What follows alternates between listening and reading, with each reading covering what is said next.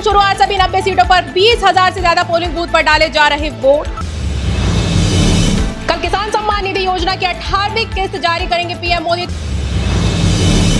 तिरुपति मंदिर लड्डू विवाद मामले में सुप्रीम कोर्ट में आज होगी अहम सुनवाई। महाराष्ट्र के कोल्हापुर में आज छत्रपति शिवाजी की प्रतिमा का अनावरण करेंगे राहुल गांधी। दिल्ली में होने वाले कौटिल्य इकोनॉमिक कन्वेंशन में आज हिस्सा लेंगे पीएम मोदी।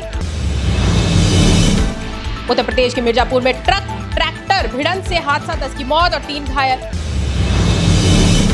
बारामूला के सांगारी में एनआईए की छापेमारी, आतंकी गतिविधियों को लेकर हो रही कार्यवाही। हरियाणा की 90 विधानसभा सीटों पर आज चुनाव ईवीएम में कैद होगी 1031 उम्मीदवारों की किस्मत। अमेठी हत्याकांड का आरोप, चंदन वर्मा पुलिस एनकाउंटर में घायल, पैर में लगी गोली। पाकिस्तान दौरे के बीच भारत में बैन किया गया जाएगा नाइक का ट्विटर अकाउंट। बहुत बहुत हार्दिक अभिनंदन आप सभी दर्शकों का। अभी हम आपको सीधा मतदान केंद्र की सूचनाएं देने वाले हैं, हमारे साथ बने रहिए। और बता दें आपको कि हरियाणा विधानसभा चुनाव 2024 को लेकर गुरुग्राम जिले में सभी 4 विधानसभा क्षेत्रों के 1507 मतदान केंद्रों पर सुबह 7 बजे से मतदान शुरू है। गुरुग्राम जिला की पटौदी से 7, बादशाहपुर से 13, सोना से 10 व गुड़गांव विधानसभा क्षेत्र से 17 सहित कुल 47 प्रत्याशी मैदान में। गुरुग्राम जिले में 7,52,225 पुरुष, 7,12,682 महिला व 52 थर्ड जेंडर सहित कुल 15,04,959 मतदाता हैं। मतदान के लिए पटौदी में 259 मतदान केंद्र और 2,54,780 मतदाता, बादशाहपुर में 521 मतदान केंद्र और 5,20,998 मतदाता, गुड़गांव में 435 मतदान केंद्र और 4,43,102 मतदाता और सोहना में 292 मतदान केंद्र और 2,86,119 मतदाता। इलेक्शन कमीशन ऑफ इंडिया के वोटर्स टर्न आउट ऐप पर मिलेगा मतदान का लेटेस्ट अपडेट। मतदान की पवित्रता को बनाए रखने के लिए जिला प्रशासन ने किए पुख्ता इंतजाम। गुरुग्राम में मतदान प्रतिशत बढ़ाने के लिए 126 हाई राइज बिल्डिंग्स में भी बनाए गए मतदान केंद्र।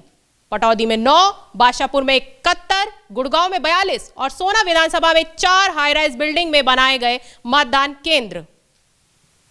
सभी अर्बन बूथ में प्रशासन ने नियुक्त किए 2-2 वॉलंटियर्स। बुजुर्गों और दिव्यांगजनों मतदाताओं को करेंगे मतदान में हेल्प। बुजुर्गों और दिव्यांगजनों मतदाताओं के लिए जिला प्रशासन ने किए हैं पिक एंड ड्रॉप के पुख्ता इंतजाम। पोलिंग ड्यूटी पर नियुक्त स्टाफ के लिए भोजन की व्यवस्था के लिए इस्कॉन और स्विगी की मदद से जिला प्रशासन द्वारा किया गया प्रबंध। पहले ही आ गए तो एक बड़ा संदेश गया है जनता के पास। बात है कि सबको मैं कहना चाहूँगा कि समय पर वोट डालना बहुत आवश्यक है और वोट डाल करके निश्चिंत होकर के अपने काम धाम में जाएं।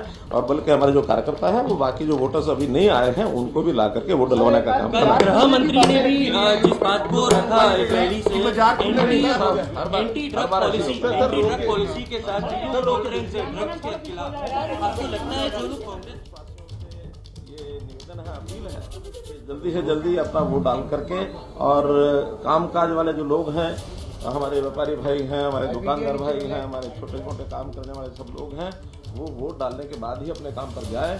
सरकारी छुट्टी है इसलिए उनको कोई समस्या ज्यादा नहीं है। अच्छा, करनाल को लेकर आप क्या कहेंगे, क्योंकि नजर हॉट सीट पर बनी हुई है? करनाल सीट बहुत अच्छी कंफर्टेबल सीट है। लगातार मैं आज यहाँ का 3 चुनाव तो स्वयं में लड़ा हूँ, 2 विधानसभा के, 1 लोकसभा का, और आज हमारे साथी जगमोहन आनंद यहाँ से चुनाव लड़ रहे हैं। और मैं जहाँ तक करनाल की स्थिति है, करनाल क्या बल्कि पूरी लोकसभा की, हम 9 की 9 विधानसभा की सीटें जीतेंगे ऐसा।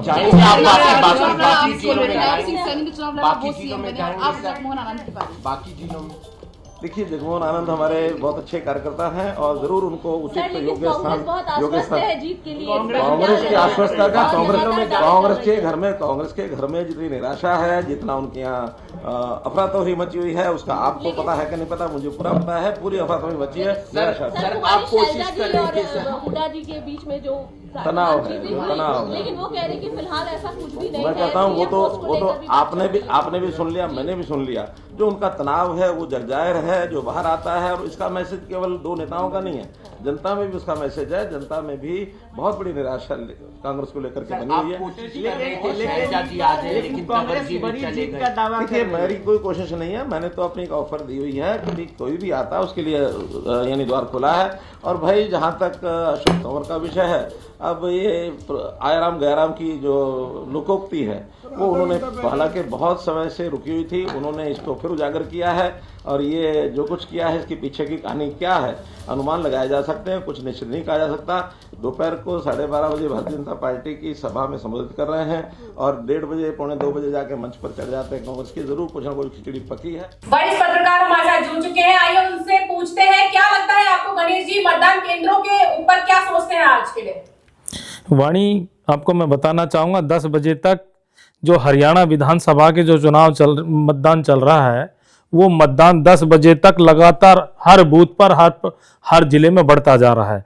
अगर हम पंचकुला की बात करें तो 10 बजे तक पंचकुला में 5.3, अंबाला में 8.7, यमुनानगर में 10.9, कुरुक्षेत्र में 9.6, कैथल में 10.10, करनाल में 6.2, पानीपत में 8.5, सोनीपत में 6.5, जींद में 10.2, फतेहाबाद में 8.9, सिरसा में 6.7, हिसार में 8.9, भिवानी में 8.4, चरखी दादरी में 8.8, रोहतक में 3, अभी तक सबसे कम रोहतक में दिखाई दे रहा है मतदान, झज्जर में 6, महेंद्रगढ़ में 5.3, गुड़गांव में 6.1, गुड़गांव में भी बहुत कम चल रहा है इस समय, मेवात में चल रहा है 7.7, पलवल में चल रहा है 4%, पलवल में भी बड़ा धीमी चल रहा है, फरीदाबाद में भी बड़ा धीमी चल रहा है, फरीदाबाद में है 4.6। विधानसभा के जो चुनाव हो रहे हैं लगातार इन जिलों में अभी तक 10 बजे हैं, 10-10:15 बजे हैं और कोई ज्यादा मतदान नहीं हो पाया है क्योंकि एक तो छुट्टी है, दूसरे दिन लगातार दूसरी बार लगातार जिला प्रशासन और चुनाव आयोग ये कहता रहा है कि हरियाणा प्रदेश में पहले वोट उसके बाद जलपान। लेकिन ऐसा लग रहा है कि जिस हिसाब से धीरे धीरे मतदान चल रहा है, कहीं ना कहीं कमी है, लोग निकल नहीं पा रहे हैं। इसके पीछे क्या कारण है, क्या राजनीतिक कारण है, उसको भी देखना पड़ेगा। लेकिन हमें यह महसूस जरूर हो रहा है कि मेवात में मतदान संख्या बढ़ सकती है, जैसे सोना हुआ, नूह हो गया, पुनाना हुआ, फिरोजपुर झिरका हुआ, बड़कली हुआ, फरीदाबाद बड़कल हुआ, फरीदाबाद NIT हुआ, पटौदी में भी लगातार बढ़ता जा रहा है, लेकिन गुड़गांव में बहुत धीमा चल रहा है। वाणी जी, कमी आपने बताई है गणेश जी, क्या कमी आपको लग रही है और जरा रख दीजिए हमारे सामने।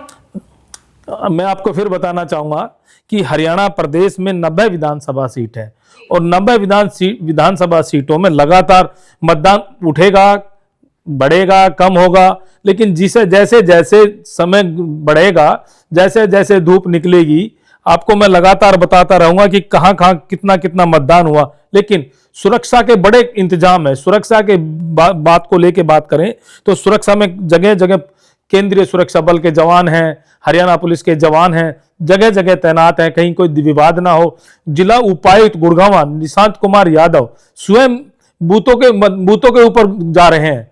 अभी पुलिस कमिश्नर भी लगातार बूथों पे जा रहे हैं। उसके बाद भी प्रशासन के अधिकारी, चुनाव आयोग और जो ऑब्जर्वर हैं वो लगातार नजर बनाए हुए हैं कि कहीं ना कहीं कोई दिक्कत ना हो। वाणी, लगातार हम आपको ये बताना जा रहे हैं कि किस तरह मतदान बढ़ेगा। मतदान जैसे जैसे मतदान बढ़ेगा उसके हिसाब से ही वोटों की गिनती भी जो होगी उसी के माध्यम से देखी जाएगी।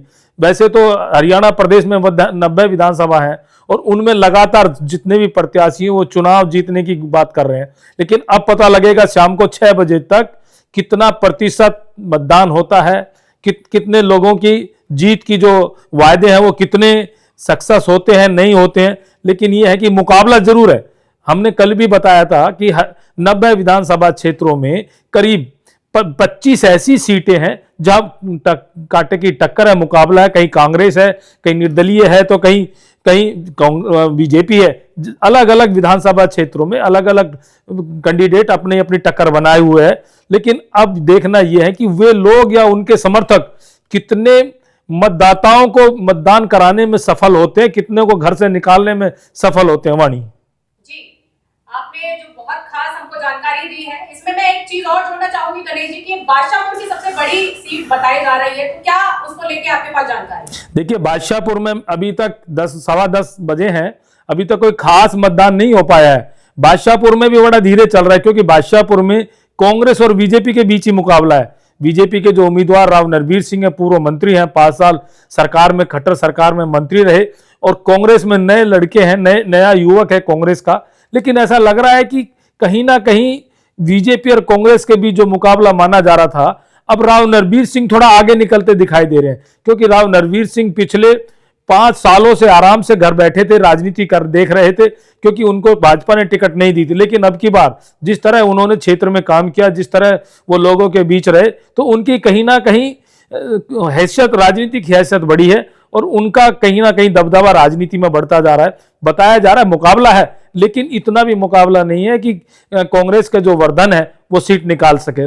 राव नरवीर के साथ भाजपा भी है, भाजपा का कैडर भी है, और सबसे बड़ी बात है कि उनके जो समर्थक हैं वो भाजपा के कैडर से मजबूत है, वो लगे हुए हैं। इसलिए हम बता सकते हैं, अभी से भविष्यवाणी नहीं करते, लेकिन संभावित है कि शायद वो सीट निकाल जाए।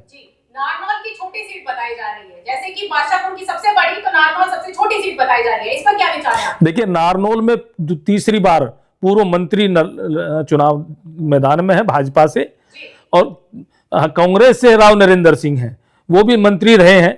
लेकिन अभी भी मुकाबला क्या है कि वहां अहीरवाल क्षेत्र है, और अहीरवाल क्षेत्र में राव इंद्रजीत सिंह का दबदबा माना जाता है।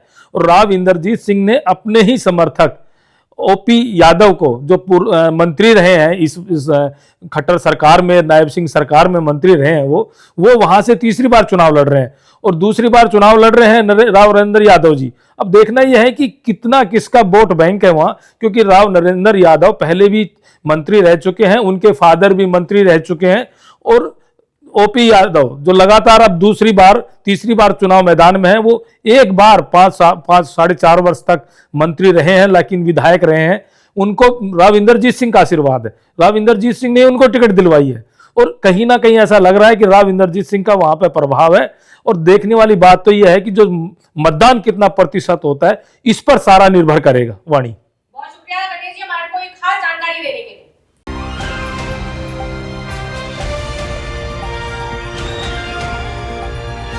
दिल्ली, हरियाणा, उत्तर प्रदेश, राजस्थान की हर खबर के साथ देखते रहिए न्यू इंडिया न्यूज नेटवर्क।